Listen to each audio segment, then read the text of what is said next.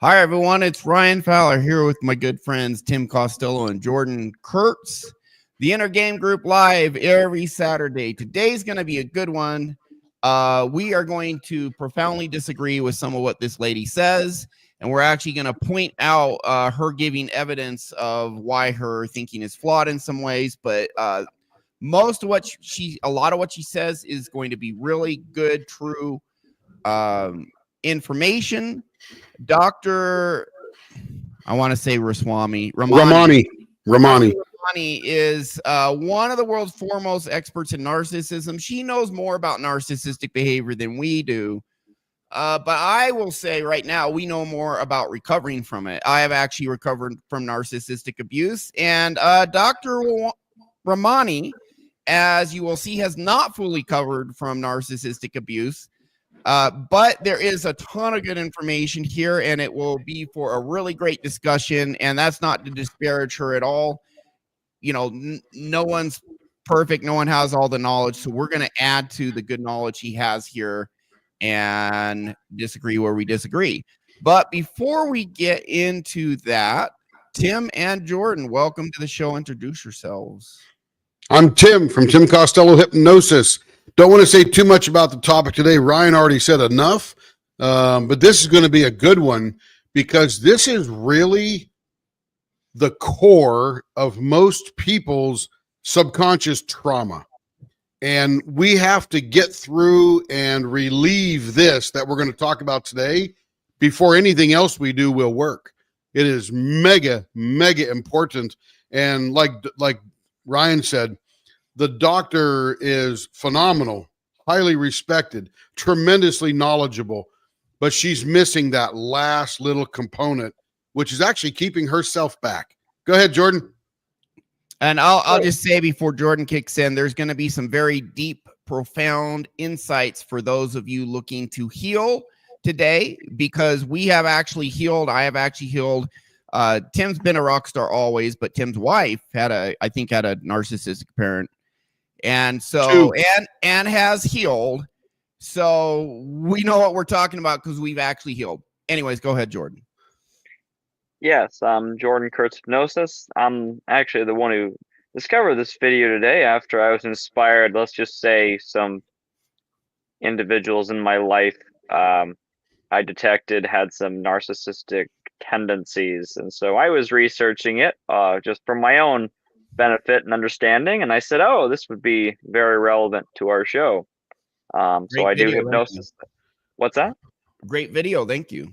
Great yes Excellent for us to comment on. And I agree, Dr. Ramani has a lot of insights on narcissism. She describes, one thing I like about her, she gives really clear examples of gaslighting and blame shifting, and it's examples that I think people can understand and be like, oh yeah, I've had that happen to me before. I've seen people, somebody said something like that to me before. And she makes, on other podcasts, she's made really good distinctions on, like, if you're just being an asshole versus a narcissist, and if it's a personality trait versus, so a lot of good information. I recommend everyone go watch the full interview without us and the full interview of other things she's done. It's a lot of great insight and information. Good channel to subscribe to, that's for sure. Yeah, she understands narcissistic behavior and how to spot narcissists as good or better than anyone else on the planet. She is considered a world-class, one of the leading worldwide authorities on narcissistic behavior.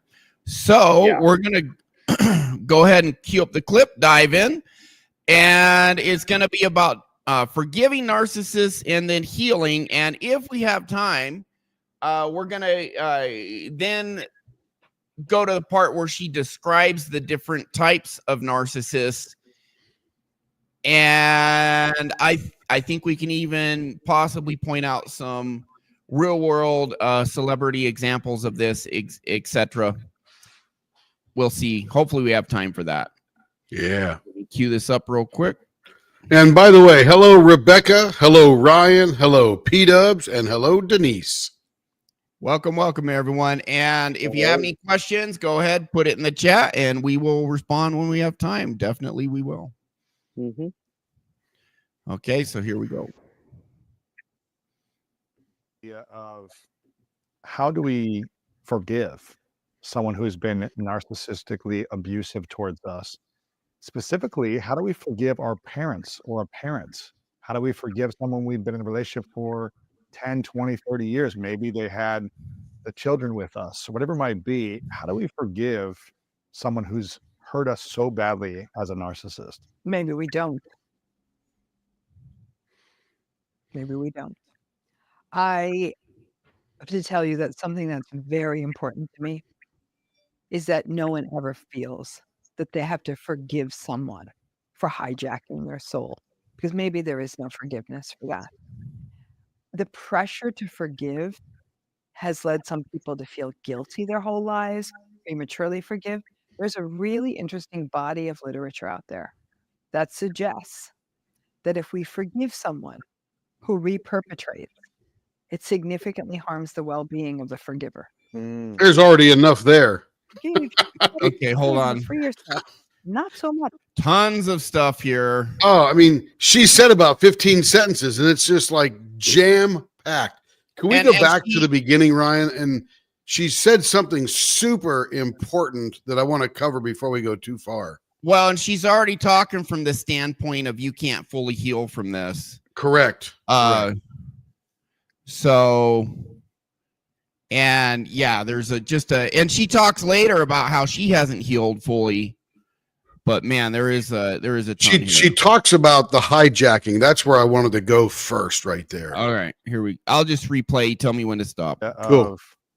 How do we forgive someone who's been narcissistically abusive towards us?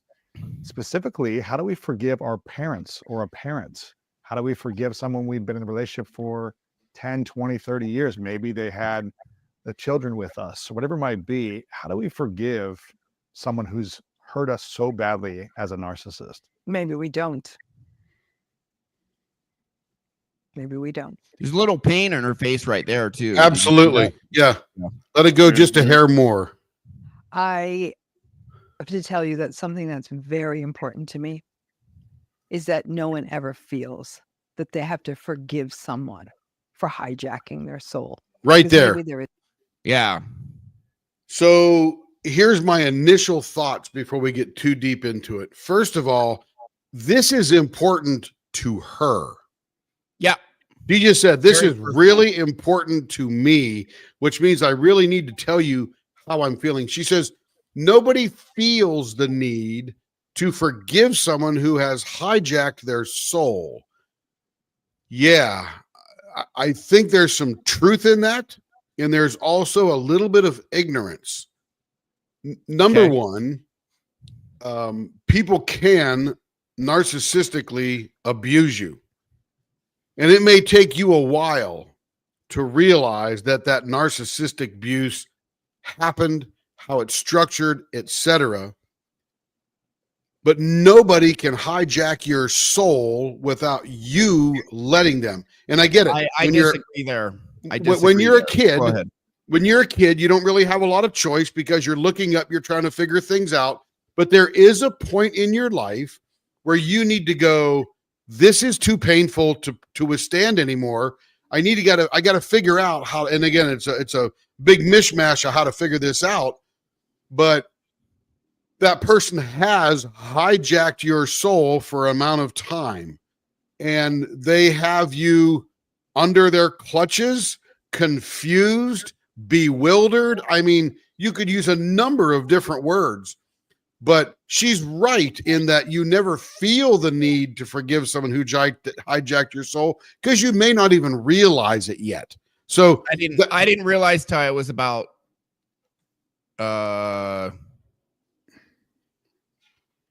21. Yeah. So it takes a while. Ryan's evident that it takes a while. Yeah. To understand that this is not right. And then I felt rage. Yes. Yeah. I felt rage. I was so pissed. But Ryan's important. She's looking like she's very painful right now. She's living through something, and she's probably done it over and over and over and over again because somebody has hijacked a little bit of her soul that she's not taken back. There's my thoughts She says on that. later, she says Yeah. later there are people she won't forgive because of how they narcissistically abused her. Correct. Like multiple, not just one. Yep. And there's evidence right there. Yeah, so I'd like to comment on the hijacking your soul, and then I imagine Jordan has some thoughts on this too. If you're a child and you have a narcissistic parent like I did and like your mom did, and I'll let Jordan weigh on and, you know, if he has any experience with that or not. But you don't have a choice as a child. And a narcissistic parent will absolutely devastate a child. Mm-hmm. And that child will grow up to be a devastated adult. Some people, Dr. Ramani doesn't fully know, or maybe she's come across the information. My guess is she's probably come across the information at some point and just, for whatever reason, hasn't embraced it because it was probably some woohoo stuff. I would say Dr. Ramani is the world's foremost expert on narcissistic behavior. I would say the world's foremost behavior expert on narcissistic healing.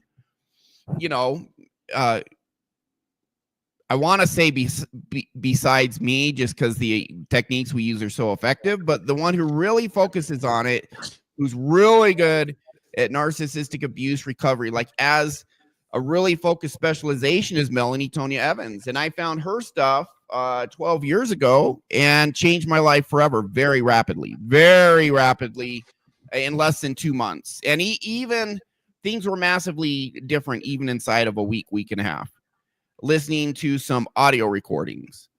And so having gone through narcissistic abuse recovery and frankly being miles and miles ahead of the recovery Dr. Ramani has, we have some perspectives she doesn't have, because by her own admission later in this video, she's not on the other side yet. She's maybe partially healed. I think she is partially healed, but she's not on the other side of complete healing, which is exactly why she says some of the stuff that she says later. So my message to anyone watching is a narcissist can hijack your soul temporarily. Yep. But if you have the proper knowledge, hey, MelanieToniaEvans.com or go to her YouTube channel. Start watching her stuff. Watch our stuff. Our stuff's fantastic too. You know, when it comes to healing and recovery, you know, she's more specialized just on narcissistic abuse recovery. But honestly, our techniques are every bit as good as hers and maybe even slightly better. We're just not as focused. Watch Melanie Tonya Evans stuff. Like her videos on helping you understand how to recover are just, there's nothing better. You know, her education materials are the number for narcissistic abuse recovery are the number one in the world. And you can completely recover from narcissistic abuse. And she talks about, well, if a narcissist hurts you again, that is making an assumption that you cannot get to a point where they can no longer hurt you. Now, in some ways, like if you're married to a narcissist and then, you know, or you're divorced from one and they're using the legal system, you know, and you're kind of, you know, you're divorced, but when you divorce someone, you're not fully divorced if you have kids and together, and, you know, maybe they use the court and reduce your custody or take away your custody or whatever. So I would say in some limited circumstances, someone you've had a narcissistic relationship with could continue to hurt you in some way. But when it comes to 95% of what they do, which is just psychological abuse, you can 100% recover from that. And in fact, I'll tell you guys a story. You guys may have heard this, but you know, my mother, full-blown narcissist. She's a vulnerable narcissist, and which is actually one of the most dangerous types. I would say vulnerable, altruistic narcissist. Anyways, we're in a restaurant 6, 7 years ago. You know, they lived about a 3.5 hour drive from me. They were in town. They wanted to have dinner with me. Okay, cool. I'm there with my mom, my dad, And she's doing her usual stuff while we're eating dinner, which is all these little insinuations, little digs, little belittlements, little micro acts of disrespect, just little criticisms to try and make me feel bad about myself. And in the past, it would trigger me, and then I'd feel bad, and she'd see my reaction, and she'd get her narcissistic supply by seeing that she was able to have an effect on me. This is what bullies do. Schoolyard bullies feel insignificant and powerless, and then they mess up a kid, and now they feel powerful. They're like, see, I'm not powerless like I feel I am. I was able to screw this kid up, beat him up. Now I feel powerful. Well, they do that emotionally. And so she's trying to do that throughout the night, and I'm just ignoring her because I don't care. I literally don't care.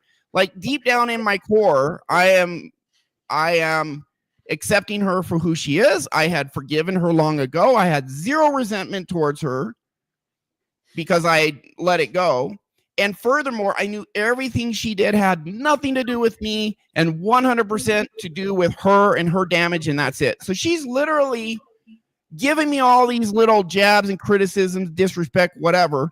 And I literally do not give a shit. Like, I'm just ignoring it. Like, it has no effect on me whatsoever. After about 15, 20 minutes of her doing this, I feel her eyes on me. And I'm like talking to my dad. I feel her eyes on me. I look over, and she literally has her head cocked back like this. She's going like that, like a confused look on her face. And I just intuitively knew what was going on. It's like she's been trying to screw with me for 20 minutes now or whatever, maybe 30, I don't know. Several attempts to get to me, and I literally don't care. And she's looking at me like she literally had her head cocked back like, huh? And it was like she has no idea how to screw with me now. She's like utterly bewildered that her tactics have zero effect. And which by the way, had tremendous effect for years. Yeah, tremendous. Yep. Because he used to you get these beliefs in your subconscious mind, this toxic shame, like I'm worthless, I'm not good enough, I'm no good, I'm a bad person, whatever. And when that stuff is buried in your subconscious, it's beliefs tied to painful feelings. And as an adult, if there's something in the outside world that's a match for it, it triggers the feeling. And narcissists love to find your insecurities and trigger them. That is the number one way they get their narcissistic supply. Other than validation from the world, which they can never get enough of, validation from others, they like to be emotional bullies and power trip off of causing you pain, emotional pain. And so they will find these insecurities in your subconscious and trigger them over again so they feel better about themselves. And now it's not working at all. And when I saw that and I understood what was going on, I had a moment where I just paused and I said to myself, this is my victory. Yep. She has no power over me. And I almost laughed in her face at that point, but I held it back, barely. I did have a big freaking smile on my face when I saw her looking. She's like, what the hell do I do to get to this guy? Nothing's working. So anyways, do you have anything, Jordan? Yeah. So Dr. Ramani, I appreciate everything you shared, Ryan. And Dr. Ramani, I think I agree with her in the sense that I think she's using forgiveness kind of a different way than we might use it. We have to define how she's using it, how we use it. That's a good point. Because if you're just like, well, this person treated me bad, but I forgive them, and then you go immediately back, like if you start going in the cycle of like, I forgive them, they keep treating me bad, like just over and over and over again. Yeah, doesn't help anybody. But forgive doesn't mean you forget everything they've done. It doesn't mean you keep them in your life. I have people try and come into my life. I just don't like those people, so I keep them out. And I there was never anything to forgive. It's just I don't like this person. Yeah, and so you're not one and the same, but she does conflate the two. The forgiveness has to come, I think, after you accept that you have to change the nature of the relationship before you can forgive them. Because you're not going to be intimate with a narcissist the same way you would with someone who's not a narcissist. You're not going, and not necessarily, I don't mean intimate like sexual, I mean intimate in emotions. You're not going to share things with them. They're not going to be part of your life in the same way that they otherwise might be. And so once you've established those clear boundaries with that person, sometimes and that even might be you have to maybe grieve the end of the relationship. Like, this Yeah. relationship isn't going to be what you feel like you deserve or entitled to, especially if it's a parent or maybe even a sibling or an aunt and uncle or something like that. If you're like, I really wanted this person just isn't capable of the kind of relationship that I feel like I need. And so that can be the difficult part. But once you've accepted that, then I think the forgiveness can come, because you've now separated yourself from any potential abuse. And so, Yeah. because the abuse comes when the narcissist knows they can get their hooks in you. And so but like, the relationship you have with your mom is probably very different than it was post the pre-hypnosis with, Oh yeah, massively. So right. here's the new next has a very good question. We're going to answer that in just a second. Happy Saturday. I want to say, anyone who's been narcissistically abused, listen very closely what I'm about to say about forgiveness. Forgiveness is a critical step, a critical part of eliminating the negative influence of the narcissist from your life. I'm going to repeat that. Forgiveness is a critical part of eliminating a narcissist's negative influence from your life. It's part of you eliminating your vulnerability towards them and getting to the point where you are in your power, and except for very limited circumstances, they have no more power over you. The limited circumstances, like I said, if you have a kid together and you're using the court system, there's some things where even though you eliminate them from your life, you're not, because of the legal process or a few other very limited circumstances, there, maybe you have a narcissistic boss. Okay, that's going to be a bit rough, So, and I would, man, if you had a boss full-blown narcissist, set up a plan to within the next year or so to have a new job. Yep. Because nothing's worth. Yeah, you don't want to be homeless and like, oh yeah, I just quit my job and I don't have enough savings. Yeah, you don't want to do anything like that, but set up a plan to within a year you have a new job. It's that important. It's that important. You plan it out. Don't be careless. Right. Go ahead. I had a thought on the narcissistic boss. Dr. Ramani actually said there's an interesting study that she was reviewing where if your boss is narcissistic, but all the people you work with, like at your own level, aren't, ironically, there's like a strange alliance and almost like intimacy that you have with your employees. Like, yeah, we all know that guy sucks, but we all kind of rally against him or her, and because I've actually had that happen where not my current job, but in previous jobs, I'll just be general. I know that the boss was particularly difficult, and we all kind of, I wouldn't say made fun of him, but we all kind of were like, yeah, this is ridiculous, right? And like, yeah, this is ridiculous. Like, it actually brought us closer together, interestingly enough, not with the narcissist, but with each other dealing with that person. Yep. So yeah. Now I want to answer the new next question. Does looking at yourself as a victim of narcissistic abuse set you up to repeat the cycle?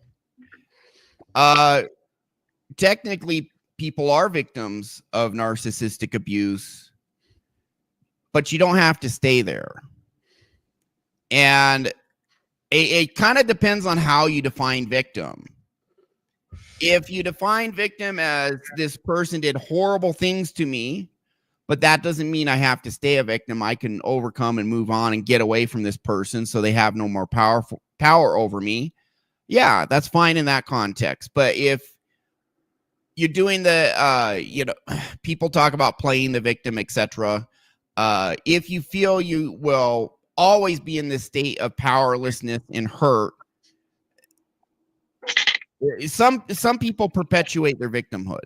Now, honestly, some people don't know any better. Like Dr. Ramani does not know how to heal completely from narcissistic abuse. We do. That's not necessarily her fault because it's not mainstream knowledge. Like I did 15 years of normal therapy on and off 100 sessions, and I had no idea how to heal from narcissistic abuse until I found it on the internet.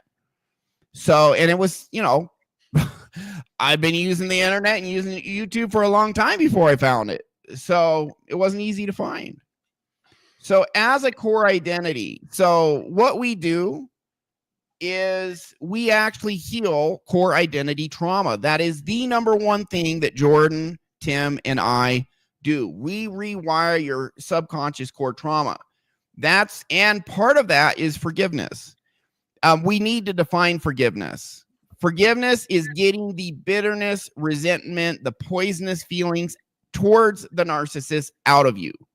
That's all it is. It gets you to a point where you're no longer ruminating. You think about them. You don't feel bitter. You don't feel angry. You feel neutral. Maybe even you feel a tiny bit sorry for them. Doesn't mean you should take care of them or anything like that. No, you know, you don't owe them anything. Say it again. You don't owe them anything. But if you have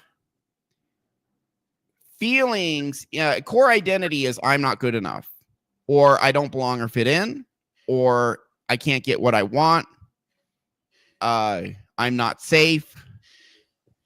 I'm a victim. This is all core identity. You can 100% heal from all of that. And I'm talking from experience with someone, me, who has done that. And everyone here has either done that, me, Tim, Jordan, or has someone very close to him, Tim's wife, who has done that. Totally doable. So I do not consider myself I mean, am I a victim of narcissistic abuse? I mean, I was victimized, absolutely. But I'm in my power now. You actually become more powerful when you get on the other side. You will be more powerful and wise than you would have been had you never been narcissistically abused. Because what I tell my clients, there's no greatness without adversity. You overcome that adversity on the other side of suffering is wisdom, and it's wisdom you would never attain if you had not had the suffering. Go ahead, Jordan. Let me take a stab at this one here. Yeah. So you can be victimized by a narcissist, and that is called abuse.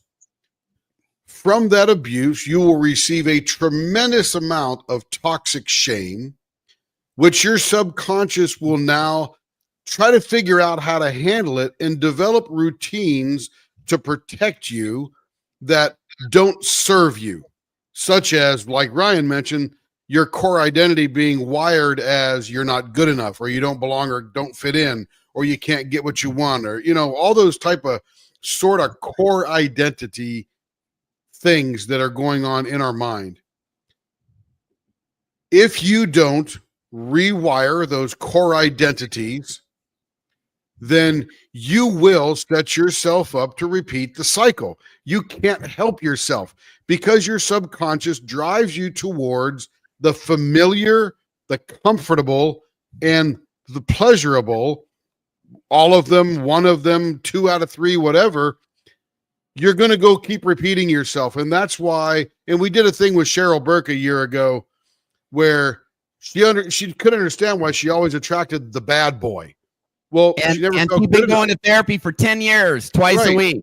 And she couldn't figure it out. Messed up. And the reason was because her core identity was not changed. She still didn't feel good enough to get what she truly wanted. And what she really wanted was love. Well, you get that love from your inside, and then the rest follows. But you've got to change that core identity. So, yes, if you don't recognize it and change your core identity, then you will repeat throughout your life. And I dealt with a guy who was 75 years old, and he had been. Hello. I'm still here. You here? I hear you. Yeah. Oh, Ryan's frozen. Hey, you're back. Okay. But he had been repeating this cycle over and over through different wives, through different children, damaging more people. And he was sort of the meek kind of guy that was being abused. Couldn't get out of it. He's out of it now. He's been rewired. So it's not such an easy question to answer as it's posed, because you have to understand a lot of things going on in your brain to understand how to answer it.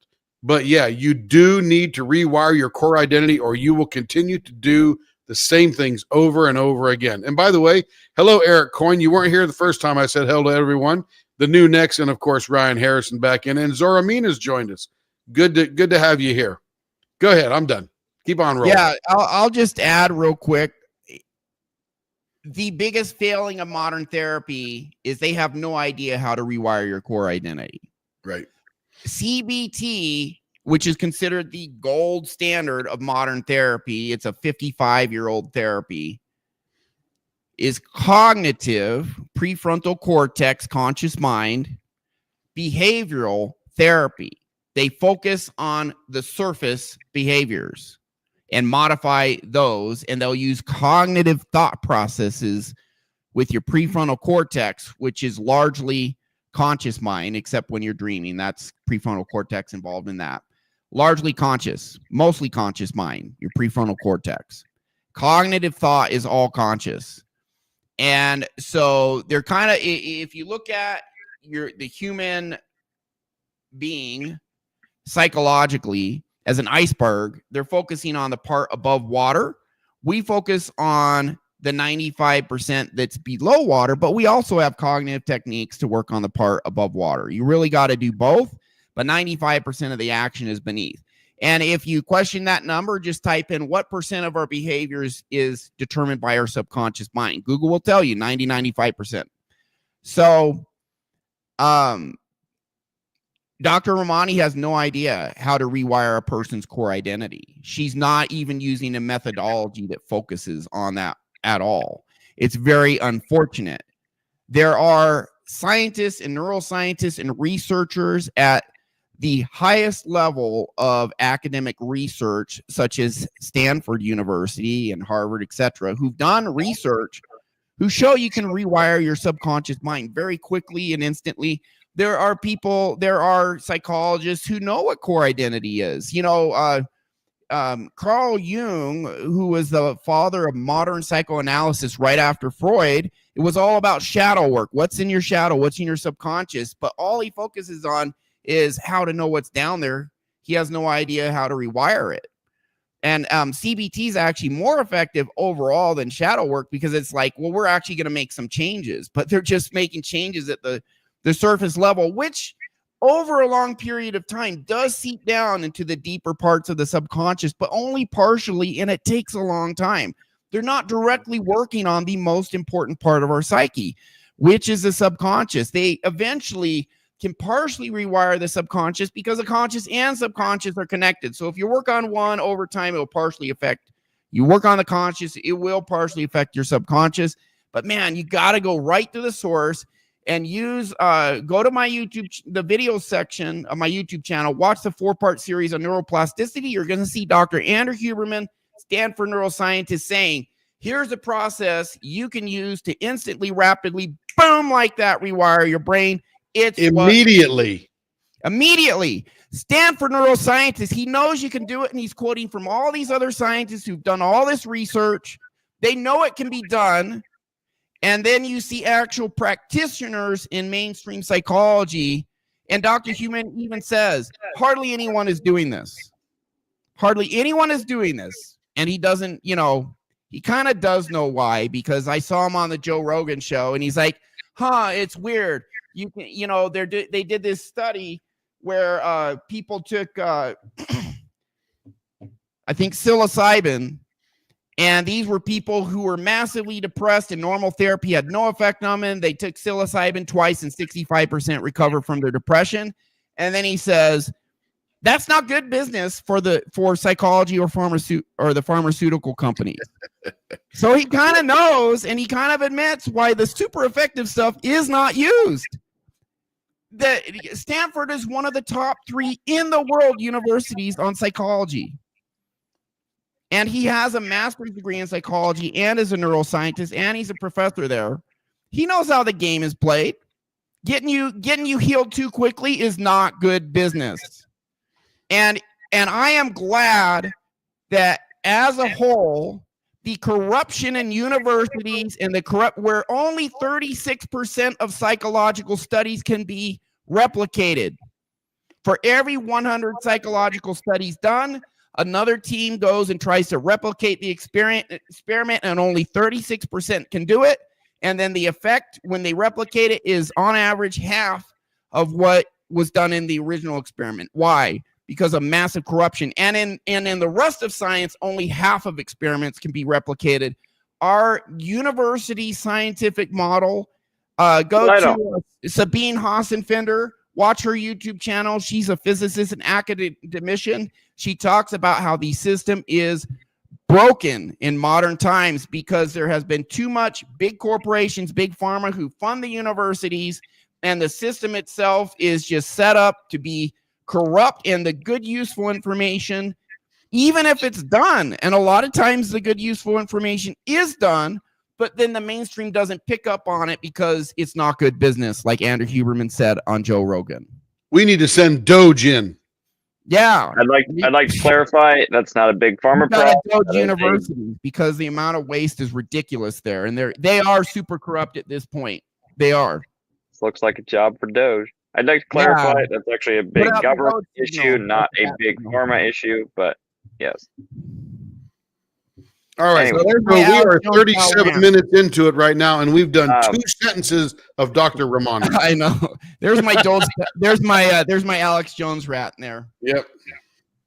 So this is Tim's wife, Leopard Leatherworks, and she knows firsthand how this stuff works.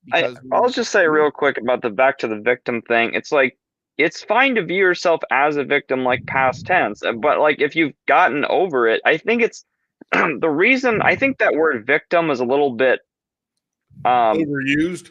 You don't want to feel like a victim. You want to heal from it. And misused. You know, it's not about it's like, do I call myself a victim or not? It's like you either are or you're not. It's not a matter of. It's not an identity. It becomes an identity if like it traps you within it. But if you can like. It's just like, I was in a car accident last year. I was a victim of a car accident. It's like, but I don't walk around seeing myself as like, it's something that happened. It's a description of what the past was like.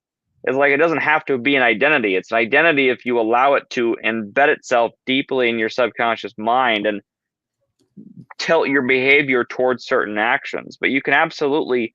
It's not a matter of the problem isn't whether or not you view yourself of that. The problem is do you allow it to dictate your behavior? Is it tilting your subconscious towards certain behaviors or not? That's what's important. Mm-hmm. So. Yeah. All right. So back to Dr. Ramani, unless you guys have more. Got to get rolling, man. All right. It's our show. We can do what we want. Absolutely. That's right. Damn it. There is no forgiveness for that. The pressure to forgive has led some people to feel guilty their whole lives, prematurely forgive. Just real quick, you should never feel guilty or a need to forgive. It's always up to you, and we don't mean to belittle anyone who does not yet choose to forgive. That is your personal choice. You should not feel guilty or ashamed because this journey can be incredibly, massively difficult. The recovery, especially if you don't know how to recover, can be incredibly, massively difficult. Do it when you're ready, not when anyone else says you should be ready. But with that said, you cannot fully heal until you fully forgive. Yep. There's a really interesting body of literature out there that suggests that if we forgive someone who reperpetrates, it significantly harms the well-being of the forgiver. Mm. Why would you be in a position where they can reperpetrate? Any comments there real quick? You didn't fully forgive them if they can reperpetrate you. They're still affecting you. Yeah, go back to the story of me and my mom. My mom's like pulling all this crap and I just don't care. Yep. Now, it's not just forgiveness. You need to forgive, right, and then you need to find your subconscious trauma and rewire it out. But let me tell you why you need to forgive. I do sessions where I used to do it where I just try and get rid of their toxic shame, feeling not good enough, worthless, etc., and they won't let it go. And I usually do 2-3 passes of this. I get one trauma, I go back to see if the trauma is still there. But the first time, they weren't even letting it go. Not a lot of people would, but some wouldn't. And then there's another part of the session where we do what's called a gestalt, and we get them to imagine the other person, the perpetrator, say everything they need to say, express their anger. You know, you can call them a piece of shit, just whatever. Keep it real, authentic, raw. Say anything you need to say authentically. And then become the other person, respond, go back and forth, forgive that person, let it go. It's actually a very common technique in hypnosis, but also in certain psychological circles, practitioners, they do it outside of hypnosis. Mm-hmm. And so I had people do gestalt, forgive the person, and then we go back for another pass of toxic shame to clear it, and now they just let it go. Boom.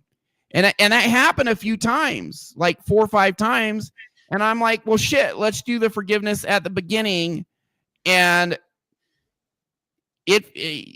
some people, until they forgive, cannot let go of their shame. Correct. Dr. Ramani doesn't know this because she's not in this world at all. She's not in, she does zero. Again, not her fault. She just, we have better science. She's an amazing internal combustion technician, and we're doing nuclear fusion. She doesn't even know the world of nuclear fusion. It's a allegory, but we're in a massively more effective space. She doesn't know that space. And that's why she doesn't know that you cannot rewire certain parts of your trauma and get them out of you forever permanently until you let go the thing that's connected to it, which is the resentment and bitterness. Once you let that go, you let go of the influence of that narcissist over you. Do you sometimes? I used to have bitter thoughts every day about my mother at age 38. At age 38, hadn't lived with her for about a decade. Hadn't lived with them, well, about 8 years at that point. And most of my adult life didn't live with them, but from like age, I think 28 to 30, I did. Because I had a business fail. Hadn't lived with her for 8 years. Every day, she's living rent-free in my head. If you don't forgive someone, they're going to live rent-free in your head. You get that point, you get the bitterness out of you, the ruminating about what they did, and how bad it was and how bad you're hurting and you're angry at them. Resentment is an act of holding on. It's like you drink a bottle of poison waiting for them to die. The poison's in you, all that bitterness, all that resentment. That's in you. And you're holding on, waiting for justice that will never come.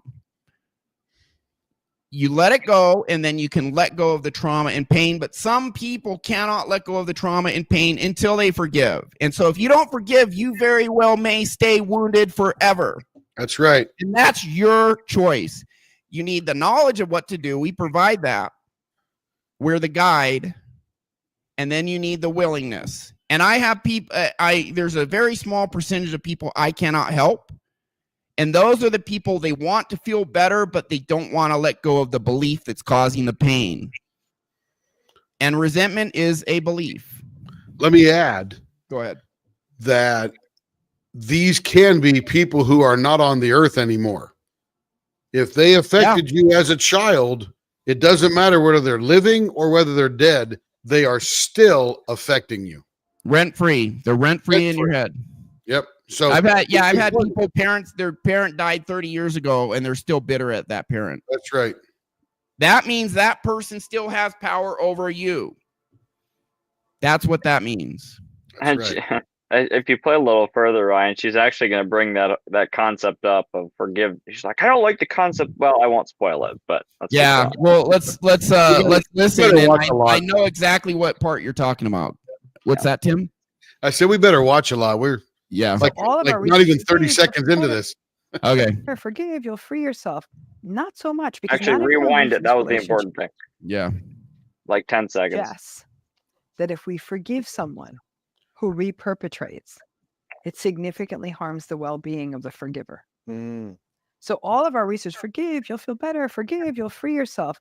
Not so much, because not everyone leaves these relationships. Some people continue to have contact with the family members. They continue to stay in the relationship. They may not have a choice. Not everyone can leave. This isn't as simple as you're narcissistic, I'm leaving this relationship. It's not how it works most of the time. It's limit your contact as much as possible if you cannot go no contact. And then when you recover with trauma, you will find that person has much less power over you, and you can get to a point where they have more or less zero psychological power over you. Right. You can't. Go ahead. If you're married to them and have kids together and decide to stay in the marriage because, you know, of the children, yeah, it's going to be a challenge, but forgiving them does not make you more vulnerable. We need to define forgiveness here. Establishing strong boundaries has nothing to do with forgiveness. And whether or not you forgive them or not has nothing to do with it. You say, hey, I get the bitterness out of me, but I know who they are. I know this is a shark. I know this is a predator. Forgiveness does not mean you go back to, okay, I'm going to believe this is a nice person now. Right. I'm going to go back to being a loving person and emotionally vulnerable with it. It doesn't mean that. Exactly. A shark is a shark. You know, a predator is a predator. You don't open yourself up to them. You just get the bitter feelings out of you. That's it. That's all forgiveness is. You let go of the bitterness. Go ahead, Jordan. Right. That's exactly right. But like, you might not be able to physically leave, but you can emotionally and mentally leave the relationship that you once had. I mean, Right. like, you leave the nature of what the relationship was. That's what you can always leave. And you like can Ryan emotionally leave the relationship. It's like I live in the same house, but they're not my wife or husband. They're my roommate who I'm raising a kid with. Yeah. You can emotionally abandon them. It's key to know, like Ryan started alluding to, that forgiving is not saying what they did was okay, justified, correct, or any other word that you want attached to it. It was terrible. It was evil. You recognize it for that, but it has no emotional contact over you anymore. And you now retain all the power over those particular actions. Yeah, and some people think, well, because I forgave them, I need to give them another chance. That's not forgiveness. Nope, not at all. Forgiveness is, gee, now when I think of them, I feel neutral. Mm-hmm. I don't feel bitter. I don't feel angry. I don't feel resentful. All those negative feelings are gone. You now feel, and I'm telling you from experience. In fact, you may feel a little bit sorry, a little bit of pity for that person, because narcissists they're tortured souls. If they have full-blown NPD, narcissistic personality disorder, I mean, the higher they are in the narcissist spectrum, the more core identity wounding they have. Listen to, I think it's Richard Grannon. It's something Grannon. He talks about the psychotic break. Actually, Dr. Ramani knows this. She talks about it too. They all have very abusive childhoods where their childhood is so painful at some point they have a psychotic break, and it kind of fundamentally breaks them and puts them in this disorder. So they're tortured, wounded souls, you know. But you don't say, okay, you know, I'm married to a narcissist, I'm going to forgive them and pretend they're not. Accepting who they are actually makes you stronger against them when they do their crap. Because if you accept them as a narcissist and you forgive them, then the next time they do their little psychological warfare, you're like, that has nothing to do with me. That has to do with they're a narcissist. I accept that they're a narcissist. I accept they're going to pull this shit. And it actually makes what they do psychologically much less harmful just by that fact. A shark is a shark, like you said. Yeah. Don't put your arm in the in the ocean where the shark can bite it. That's not forgiveness. That has nothing to do with, but some people confuse that as part of forgiveness. No. Right. I've got this really toxic parent and I still have to interact with them. I have this really toxic ex-partner and we still have to raise kids together. I have a toxic marriage and I'm staying in it, right? And these are people who have who have broken people down to their core, left them feeling like they're not enough, left them feeling that That's toxic shame right there. Not enough. they were worthless people, left them not knowing who they were anymore, left them doubting reality. Is that forgivable? I'm not so sure. And so I will always tell everyone I work with, this is a personal decision. It is not right to forgive. It is not right to not forgive. It is not wrong to forgive. It is not wrong to not forgive. That I actually agree with. It's completely up to you. It's also up to you whether you want to fully heal or not. And Yeah, I respect that. And yeah, I won't she said, change is it, anyone. but if you rewind a little bit, she said, is it forgivable? I don't think so. She's Well, like, no. I'm not so, I think she said, I'm not so sure. Right. Let's- It has to were be, or you worthless. cannot move on. You can't heal. You cannot, and she has not fully healed, and you're going to see Correct. her admit that. People Yeah, listen to left this. them not knowing who they were anymore, left them doubting reality. Is that forgivable? By the way, I am intimately aware with feeling all those things she just felt because I had that level of wounding, and I think your wife has had that Yep. level of wounding, and Jordan, you've had some of that to some degree as well. I'm not so sure. And so I will always tell everyone I work So with, back up 5 seconds. I'm not so sure who they Back up were 5 anymore, more. left them doubting reality. Is that forgivable? I'm not so sure. And so She doesn't know. Well, we're Yeah, going to she's tell not you, sure. We're going to tell you it is, and Yep. if you want full healing, it's probably a requirement. I will always tell everyone I work with, this is a personal decision. It is not right to forgive. It is not right to not forgive. It is not wrong to forgive. It is not wrong to not forgive. I totally agree with all that. It's completely up to you if you want to heal or you want to forgive, and I will never shame or force anyone to do that. Yep. You The have to key do is- what makes you Real quick, just the key is that it's up to you. It's like, we're not saying forgiveness doesn't mean you just forget and ignore everything Yeah. that they said. It's like in hypnosis, you should get out all that anger and frustration at that other person, and you should express all of that in order to forgive them. But if you don't get all of that rage and that Ryan was talking about earlier, and all that anger and resentment out, of course you're not going to forgive them, because you're like, why? I was attacked. Like, my boundaries were violated. I have to get this out. But that's the thing. It's like there are steps prior to forgiveness that need to be paired with forgiveness in order to achieve it. And that's what Dr. Ramani isn't, at least in this conversation, describing, is that forgiveness, yes, is always possible, but it has to be paired with releasing anger and resentment, with feeling like you're good enough at your core. That's It's a what you have to. process. Yeah. Right. Yeah. Yeah, Zormina, thank you Jordan's for on the the kind money. words. It is a process, Yeah.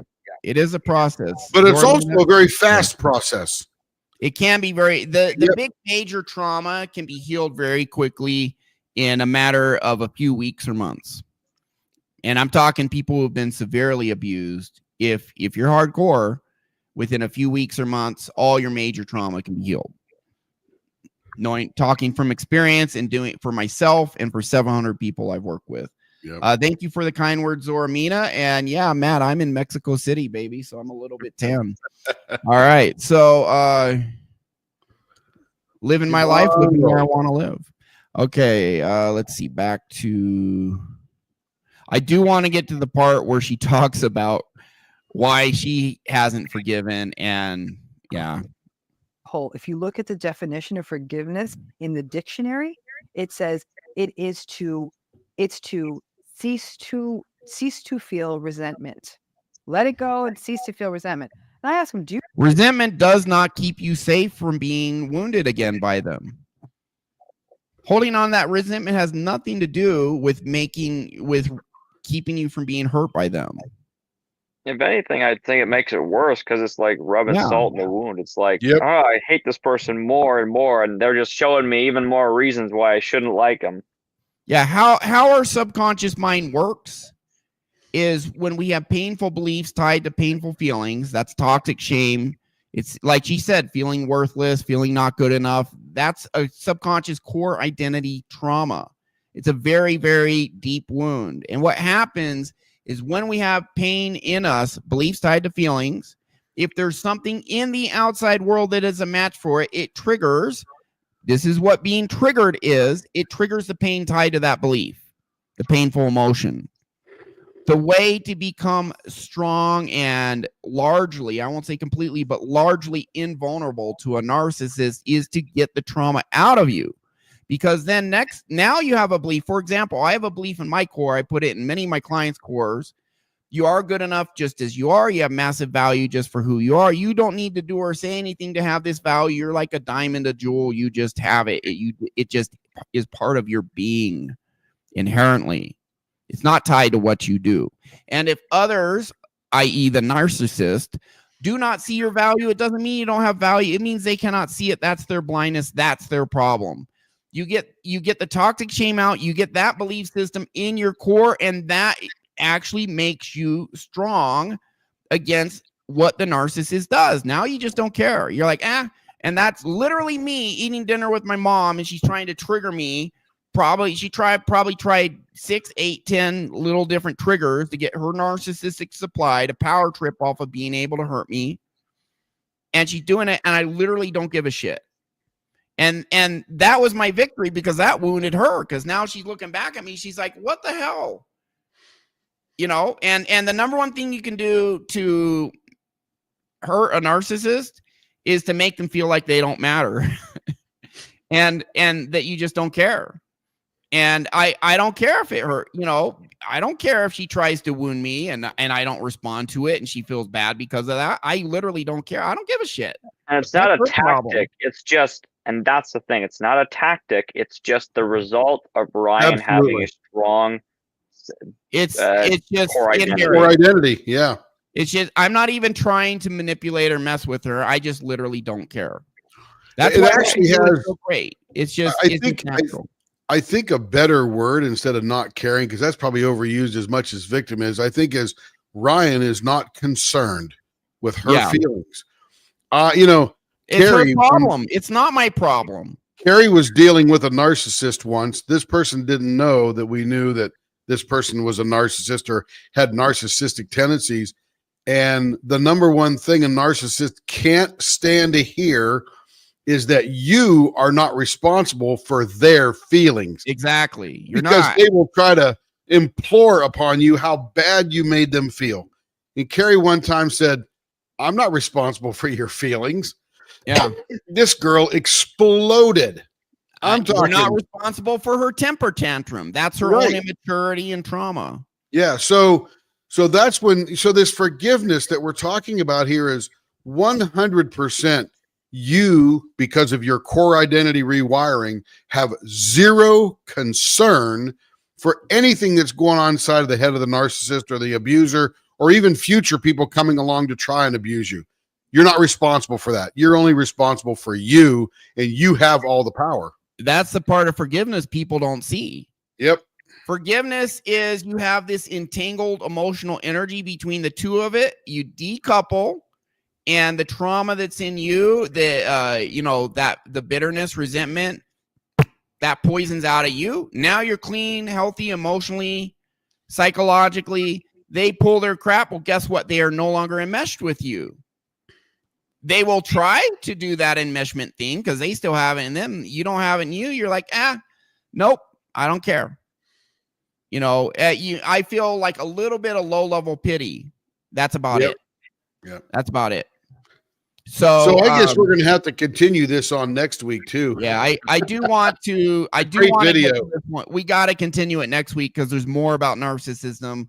Oh yes, like we want to go over the types of narcissists, but I do want to get to the point where she talks about why she doesn't forgive certain narcissists who have hurt her. So we'll get to that pretty quick. Here we go. Yep. You not feel resentment? Like I feel resentment. She feels resentment. Do you not cease to feel resentment?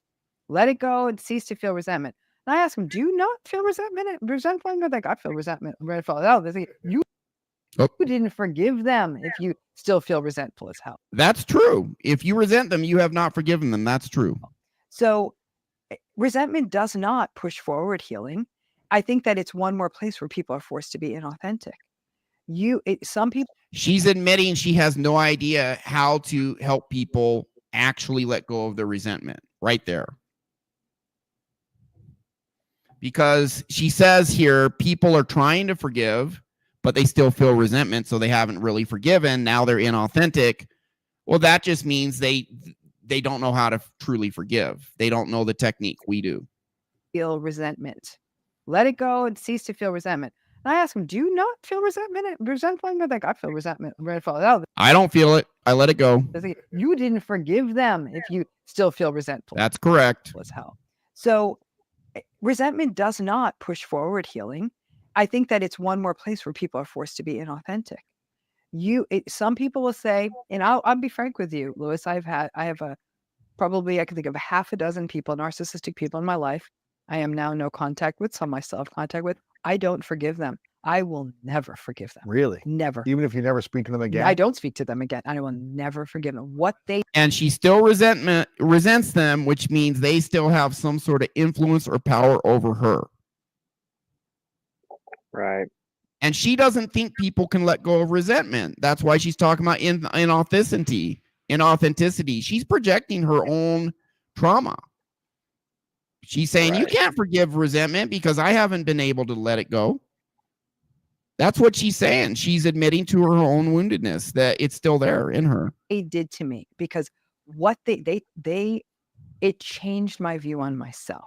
I spent years crawling out from under that rubble. I still doubt myself. I still don't feel safe in the world. They took away my safety. How the hell do you forgive that? I don't. She doesn't know how to heal. Yep. She's still wounded. And that's sad. And hey, Dr. Ramani, if you ever see this, I will fix you for free. And you don't need to tell a soul. If I hope you do, because you can really push this forward. As one human being to another, I'll help you for free. And if you don't want to tell a soul, I'll keep it confidential. And I'll do it in most likely 1 to 3 sessions. All your major stuff will be resolved. Yeah.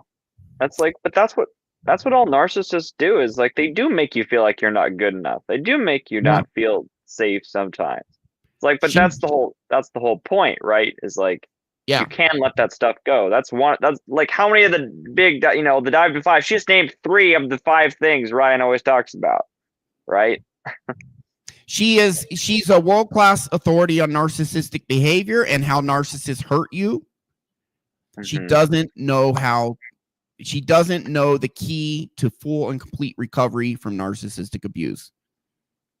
If she knew that, a woman with her type of influence, but she does work at a university, who doesn't want that information to get out, honestly. No, they don't. No, because if psychologists started practicing what we do, then 90% of anti-anxiety, anti-depression medications would be obsolete. Probably 95%.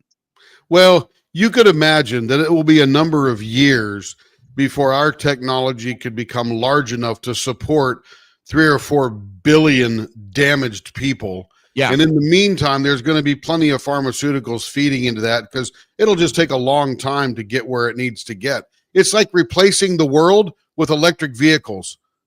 It'll take 50 years, and everybody will have to buy a brand new vehicle. It'll take trillions of dollars. So there's plenty of customers, plenty of business, plenty of healing to happen. Long past we're all dead, even Jordan, as young as he is. I just read a statistic. Believe it was from the CDC. Said I think it was 29% of men and 36.7 or 5% of women have been diagnosed with depression as a disorder. Right. Where they had major depression at some point in their life.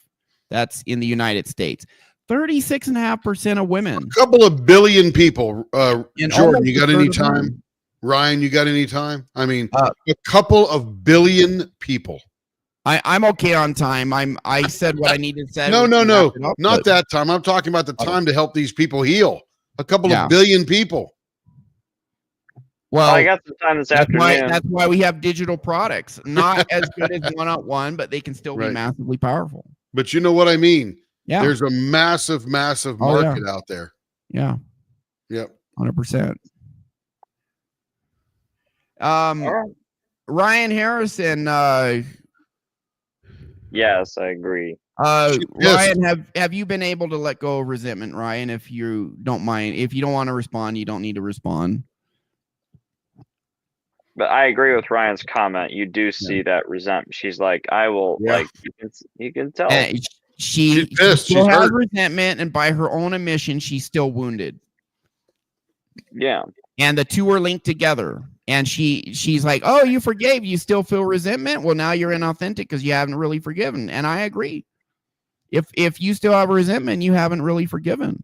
I used to feel resentment towards my mom every single day, bitter thoughts. I feel nothing now. I literally feel nothing because I went to the deepest part of my core and found that trauma and got rid of it, and now it's gone. And it took one session. It took one session to do that, and it's gone forever. That's what we do. Yeah. And even and Dr. Ramani's kind of being a little. She's talking about, oh, well, you shouldn't forgive them because what if they're still in your life? But you just listed like 4 examples of people that aren't in your life anymore, and you're still harboring that. And she still resents them, and she's still wounded, Right, from what they did.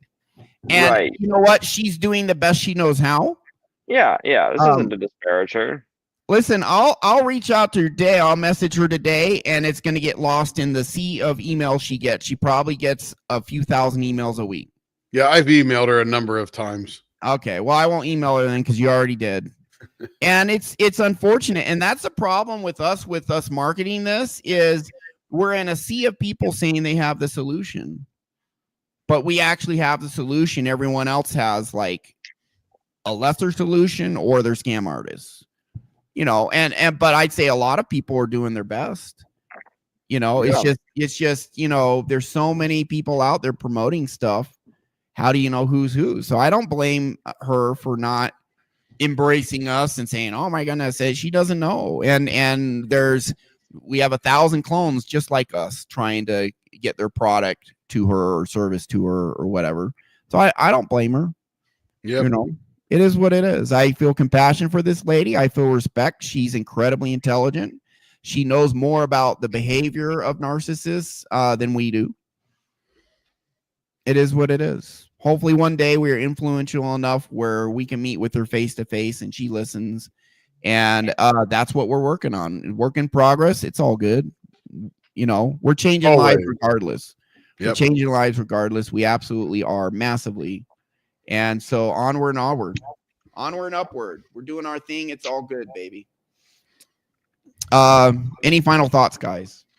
No final thoughts because this will have to continue. Yeah. Yeah.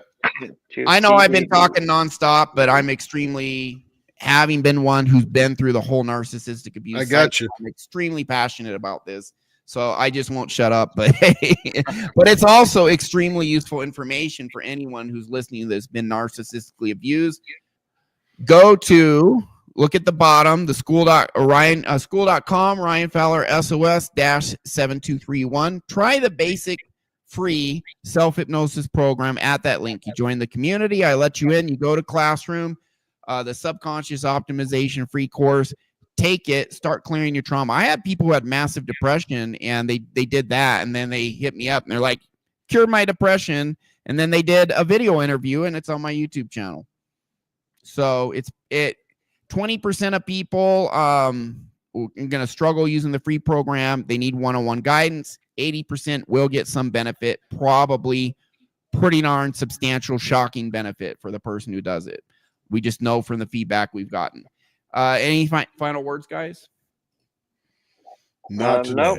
All good. More later. All right. More on this very important topic next week. And for those of you struggling with narcissistic abuse, I absolutely know from experience what it feels like to feel this level of worthlessness, perhaps even self-hate or self-loathing, feeling not good enough in one of the many ways that can apply. And I know it's terrible, but on the other side of suffering is wisdom. There's no greatness without adversity. You're not on the path of adversity. You're on the path of greatness. And on this path, all adversity is meant to be overcome. It can be overcome. This does not minimize the level of adversity and suffering you may go through, but it's just saying there is a solution to get on the other side, and you can do it. You just need the key of knowledge, unlock it, the willingness, walk through that door, heal yourself.